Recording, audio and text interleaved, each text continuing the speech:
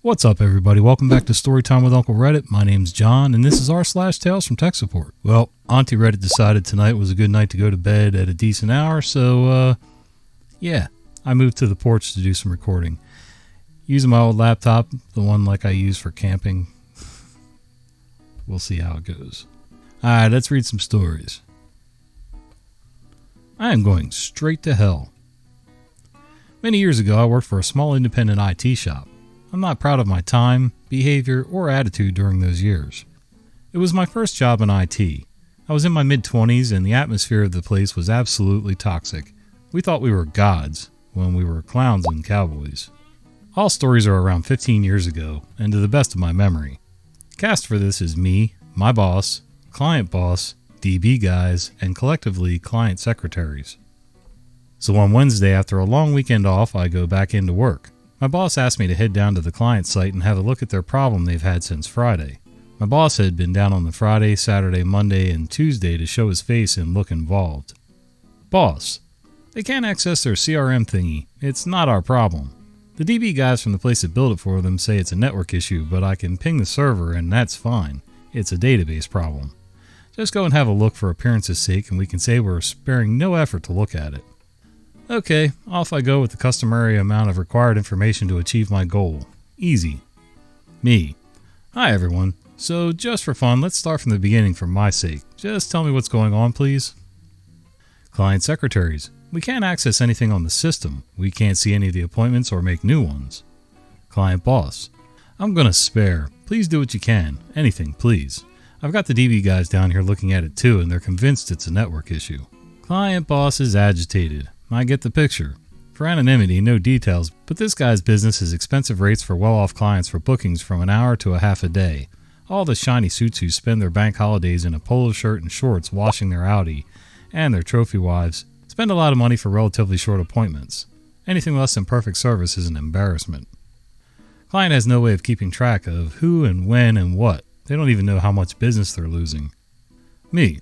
Okay, so let's try a few things. I try pinging from reception PC to server. Works fine. And it's the same for all of you? My question is, who is this affecting? Client secretaries. We can't get on, but they can up in the office. What? Well, this is new. My boss had not mentioned this. Around this point, I see the DB guys. We are not introduced. Client boss is too distracted for anything like that. But the air has changed. The situation is not as described. My professional survival instincts and ego silently exchange places. DB guys and I do not make direct eye contact, but the sense of us versus them is tangible. They are on site. I am beginning to understand. After a get here now type of phone call from client boss and heads will roll today. We both glance at each other through our peripheral vision. We both know. And know they know. And know they know we know. Me. Righty-ho then, let's have a look. Sure enough, PCs in the office work fine. The server's in the office. Huh. I'm just going to start tracing what's going on. Thanks. My trace is I trace the cables. The reception PCs connect to a simple 8-port 10100 switch, which in turn connects to another simple 8-port switch in the office, which we almost certainly sold them. For those who know, it's a Netgear. The white ones, not the blue ones. And I see it. Oh, 10 no's? What is that? Somebody tell me. I see it. Me. So when did this start? Client secretaries. After the power cut. When everything lost power. What is O10Os? What am I missing here? That would explain why the port on the cheap consumer-grade switch connecting to the reception switch is lit orange instead of green. They've negotiated the link at 10 megabits per second, not 100 megabits per second. More than enough for some simple ping packets, but not for their client management system. I'm not saying that phrase again. Me. I'm just going to make a quick call. I go outside. Blah, blah, blah. My boss. Oh. Me. So the fix is power cycle it. Client boss has no idea about tech, but he knows what turn it off and on again means. My boss. Can you just try it? Me. Well, do or do not really, isn't it? There is no try. My boss. Okay, do it and do your best. Thanks. Really, thank you, my boss. So off I go. Power cycle a switch. Me. Can you try it now, please? Client secretaries. Oh yeah, it's working now. Client boss has overheard this. DB guys almost certainly have too. Client boss skips over with a hesitant but growing smile. Given the situation, I can only see his face as a hideous maelstrom of panic and hope fighting for dominance. And I'm the face this face will question. Client boss, is it working? Me, seems so now, yeah. Client boss, what was wrong with it? Every human who was once ever a child will recall a time a parent or teacher asks a question in a certain tone of voice.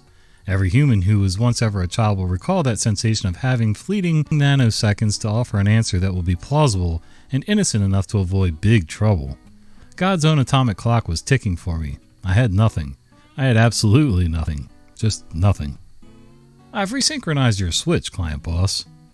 Who the F said that? Oh my god, it was me. What is happening? Client boss, non-comprehending head spasm, terrifying look of mad glee. One side of your switch was communicating with the other side of your switch at a different speed. I offer some hand gestures to represent something being higher than the other. So I've resynchronized it so they can talk together properly, bring my hands level and tap my fingers together. And that seems to have fixed it. The being within me that emerges only to protect us in times of mortal peril rests now. Client boss, but it's working now, yeah? I simply smile and nod. I've learned in my career sometimes people don't want the techie gibberish. They want to see your confidence. They can offload their fears if you look like you know what you're doing. Client boss, while grinning, okay, I'll tell these DB guys they can go home. Cheers. I take my leave instantly, before I burst out laughing. I get back to the shop for a debrief. My boss's pride is wounded, but we've gotten away with it. It's nearly closing time. My giggles and adrenaline subside. Then the phone rings. The caller ID I recognize. Me. Hi, client boss? Client boss. Hi, me. Me with an ultra-professional neutral voice. Everything okay? Is there something else I can do for you? Client boss. No, I was just calling to say... And his voice drops to a heartfelt, sincere whisper. A pause. Oh my god, this is awful. Please let this end. Client boss. Thank you, me. Thank you. Me. No problem at all, client boss. Thank you for saying that. Click. I am going straight to hell. I don't know about going straight to hell, but it was a little white lie. I mean, it was a simple fix. Kind of surprised the DB guys didn't think of it. I mean, I know they're not network guys, but still, I mean, and your boss missing it. That must have been a little embarrassing after several days of hanging out there trying to look important. But, you know, my feeling is no harm, no foul. You got it fixed. Everybody's happy in the end. No war between DB guys and yourself. So, yeah, it's a win-win. Works just well enough to be dangerous. I used to work for a company that built security camera systems. The company in question designed and built the actual DVR itself, writing the software. Not sure how much of it was programmed from scratch, but our software department was at least in the same building, if nothing else. I was a lab tech with the hardware guys, assisting with any R&D testing as well as failure analysis if something got returned from the field. In the hardware department, we did actual component level repairs on the circuit boards, so we had a microscope to give us a better chance of getting surface mount components lined up correctly. We had an intermediate level of test equipment at our disposal, oscilloscopes, bench power supplies, and multimeters, as well as simple components like resistors and capacitors that could be tacked across strategic parts of the circuit, or a proto board, to see if it was an effective fix for any problems we might encounter with either a prototype or production board. The DVR I worked on had a small NIMH nickel metal hydride backup battery. Not enough to actually continue to record, but more so that if power was lost while recording, the files would finish saving so that they weren't corrupted. One day we get a returned unit where the complaint was a battery-related fault code was showing up. I open up the box and test the battery with my multimeter. Sure enough, it's as dead as a brick. With a bench power supply that has a built-in current meter, I have the DVR 12 volt to the main power input, and it boots up normally, and it is drawing the normal amount of current. So far, so good. We had a little adapter that allowed us to measure the current going to and from the battery, as we were checking for any parasitic current draw that might otherwise discharge the battery, which would necessitate more frequent recharging, thereby shortening its service life, as well as testing the charging circuit. So I hooked up said adapter to make sure it wasn't a board fault that had killed the battery. I then hooked up a known good battery, and rather than begin charging the battery, the DVR is drawing about 0.25 amps from the battery while the DVR is plugged into the main power. What? I shut down the 12-volt input to the DVR and it hard stops immediately as though it lost all power. So where is that 0.25 amps going? Certainly not where it should be going.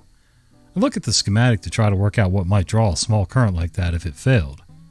Searching for a hot component probably wouldn't work because 0.25 amps wouldn't create a noticeable amount of heat. However, if there's an intermittent problem, pressing on the board might yield results. On a 12-volt system with a relatively low current draw, it's pretty safe for you to touch it with your finger. Of course, you must ground yourself before doing so lest you break something with static electricity. So I put on my anti-static wrist strap and start randomly pressing my finger against components while watching the meters and ouch! Well, that chip is boiling hot! So it is probably broken. Well, that wasn't too hard.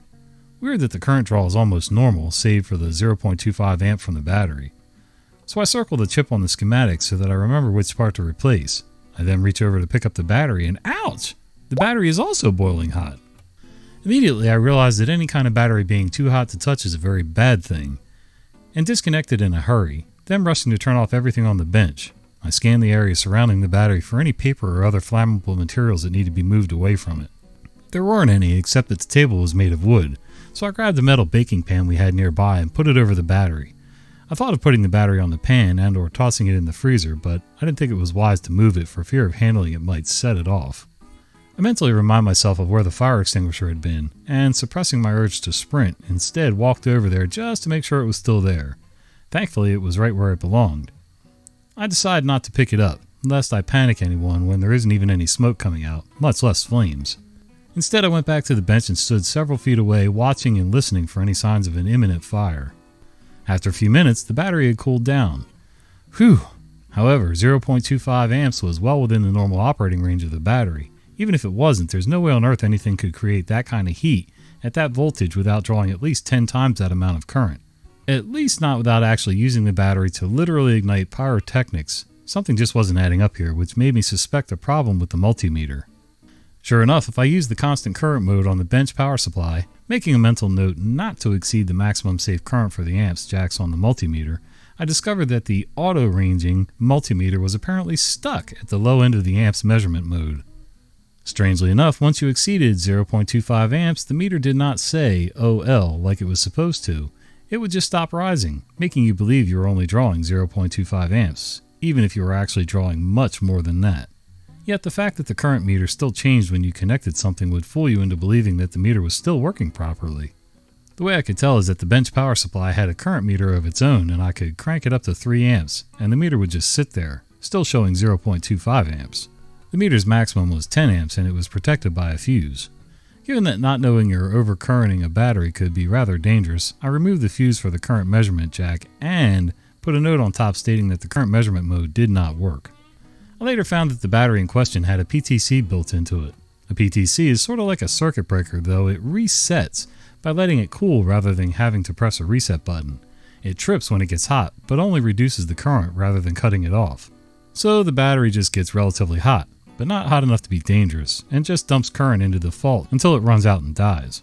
I know I'm a little foolish, but I've never really been that worried about overheated batteries. And I know you can get burnt, you can, get injured from flying shrapnel, whatever, depending on the type of battery.